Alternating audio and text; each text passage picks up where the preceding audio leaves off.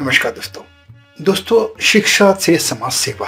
एक समय की बात है कि स्वामी विवेकानंद जी अपने आश्रम में वेदों का पाठ कर रहे थे। तब उनके पास 4 ब्राह्मण बड़े व्याकुल होकर आए और आकर चुपचाप बैठ गए। उनको देखकर ऐसा लग रहा था कि वो अपने कुछ प्रश्नों का हल ढूंढने की कोशिश कर रहे हैं और इसके लिए स्वामी विवेकानंद जी से योग्य व्यक्ति कौन मिल सकता था। जब चारों ब्राह्मण काफी देर बैठे रहे तो अचानक स्वामी विवेकानंद जी की निगाह उन पर पड़ी और उन्होंने स्वामी जी को प्रणाम किया और कहा, स्वामी जी हम बड़ी दुविधा में हैं। हम अपने कुछ प्रश्नों का हल, अपनी कुछ समस्याओं का हल चाहते हैं। कृपया हमारी जिज्ञासा शांत करें। स्वामी जी ने आश्वासन दिया और उनका प्रश्न जानने की कोशिश की। स्वामी जी ने कहा, कैसी जिज्ञासा, कैसा प्रश्न? तब ब्राह्मणों ने बोला कि हम चारों ने वेदों, वेदांतों और धार्मिक पूरी शिक्षा ग्रहण की है। हम चारों अलग अलग दिशा में जाकर समाज को अपने ज्ञान से सुख और संपन्न देखना चाहते हैं। हमारे ज्ञान से अगर लोगों में समृद्धि आ जाए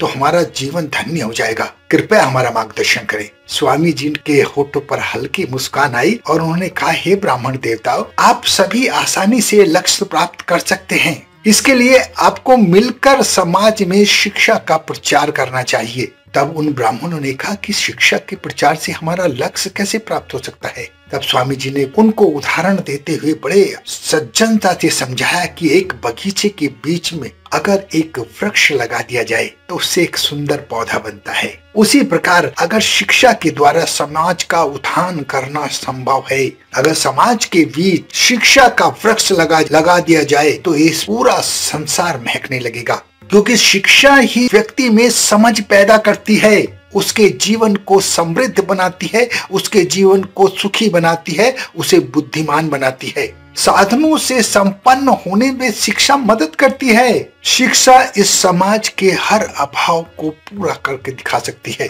और ये सब चीजें प्राप्त करके व्यक्ति समृद्ध हो ही जाता है। ब्राह्मणों को स्वामी विवेकानंद जी का बात समझाने का ढंग बहुत पसंद आया और पूरी तरह से उनके दिमाग में बात बैठ गई। वो संतुष्ट हो गए और उन्होंने तभी मिलकर प्रण लिया कि हम शिक्षा का प्रचार करेंगे। दोस्तों, अगर समाज को सुदृढ़ बनाना है तो उसके लिए शिक्षा का प्रचार प्रसार बहुत जरूरी है। आधा पेट खाना खाएं, अपने बच्चों को अच्छी शिक्षा जरूर दिलाएं।